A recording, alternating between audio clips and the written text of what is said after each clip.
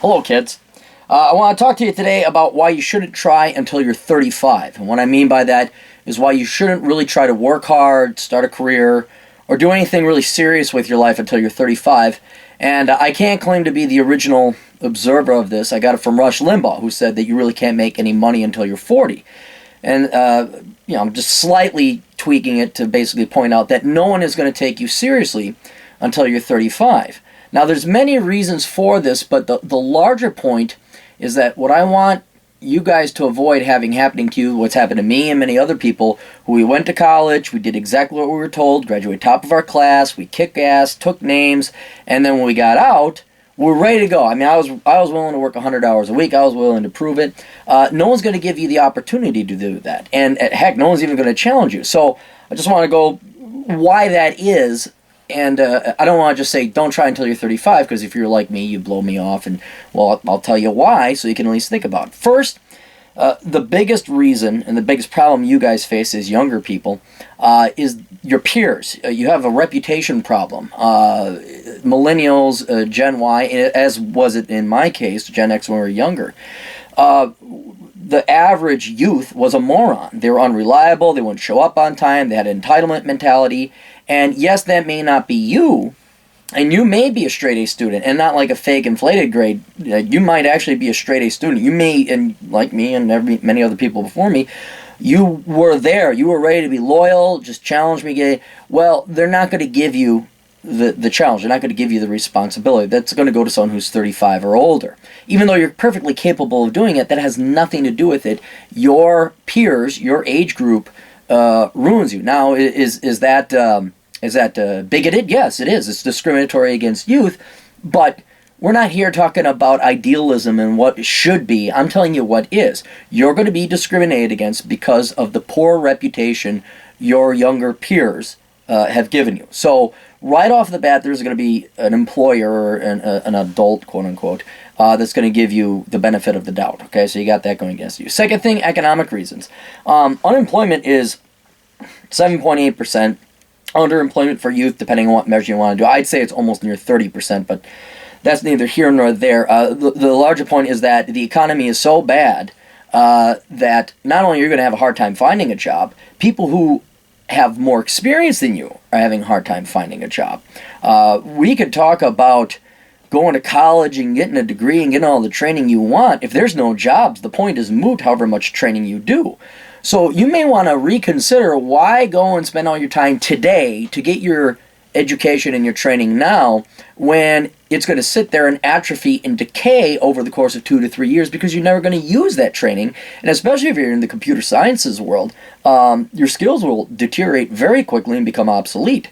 So that's another reason you shouldn't really try until you're a little bit older. I mean, I know you may be the world's greatest, Cisco computer networking programmer. If you're 22, it's going to go to a 27, 30-year-old who has probably the exact same experience, the exact same education, but because they're older, they're going to get it. Another thing, progressive credentialism. I know you were all told to go to school and go to college. The problem is when everyone goes to college, everyone has a bachelor's. So how to differentiate yourself? Well, you should get a master's. Well, everyone's getting a master's. Well, how do you differentiate yourself? You get a certification or a license. Well, then everyone gets certifications and license. And then if you got your certifications and license, you get advanced certificate, and then CPE and EPE and DDD and TBD and all this other crap, to the point that you're 112 years old by the time you're finally qualified and certified to work a job. Forget it if you got drool coming out of your mouth by that time because you're too old and you've forgotten everything you ever learned, because you finally have alphabet soup level of credentials behind you. Now an employer will finally consider you. It's not worth your time and effort to go, like actuarial science, I'm starting to reconsider that. The amount of certifications you got to get for that just plain ain't worth it. So that's another thing. It's like you got it's a bad spiral. You get your degree, well, everyone else got it. And then everyone else gets the advanced, then everyone else, and it never ends. So I'd recommend just, not trying again until you're 35.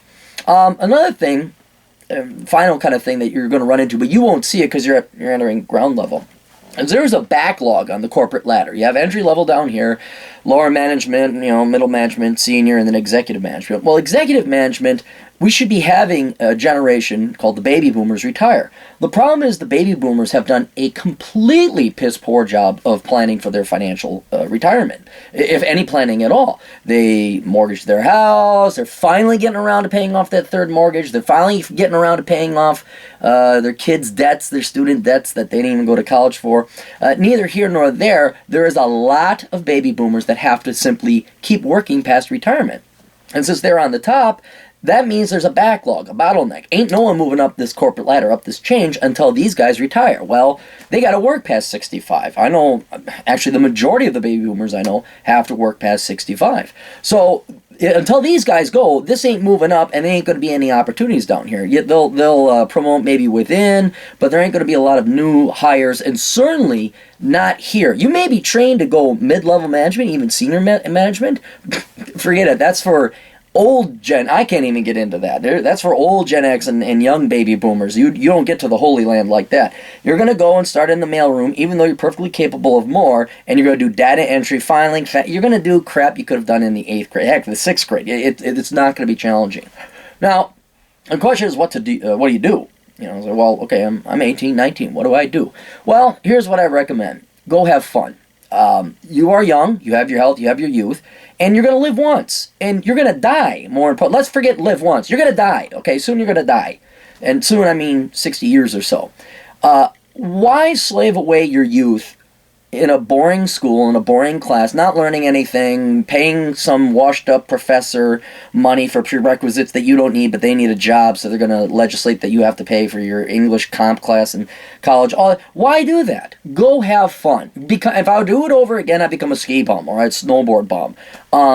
Work some crap job. Live at home if you can. Normally I would have dismissed, you're kind of a loser. Everyone's living at home. Let's be like the Italians. Let's be like the Europeans. Let's all live at home until we're 35, and then go have fun. Don't try, because you're not going to succeed, is what I'm saying. Some of you might, and if you have a really good niche, or really, like a surgeon or a dentist or a high-end computer, okay, fine, I understand that.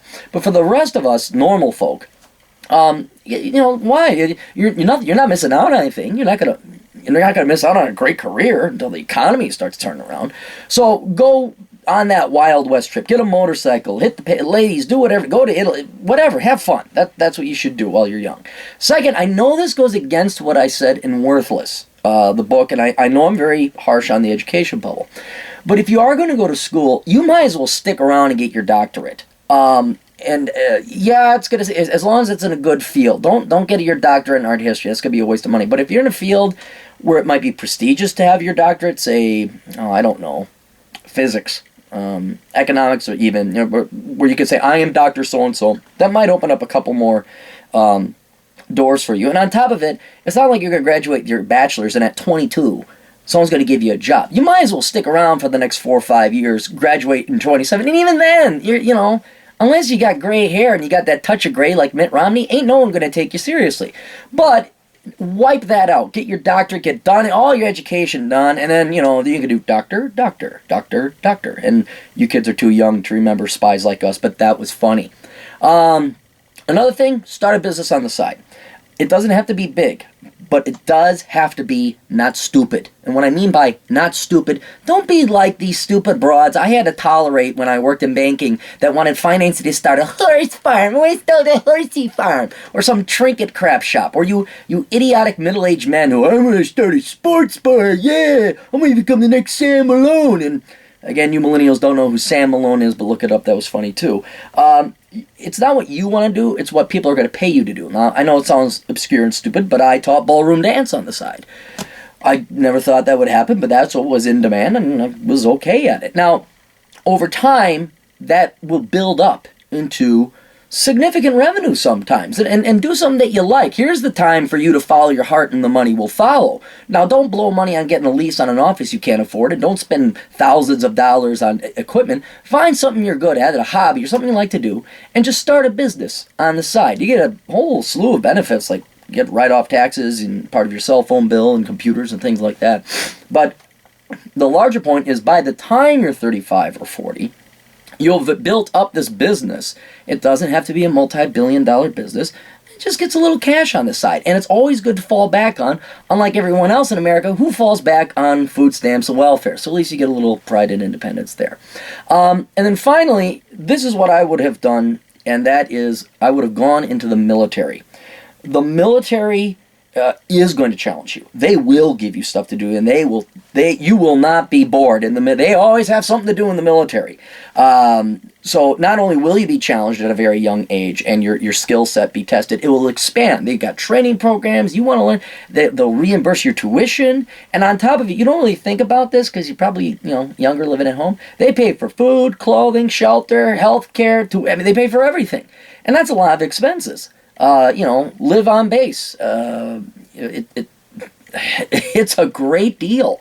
And if you stick around until you're 38, here's the genius. If you join up at 18, you stick around until you're 38, you get a pension.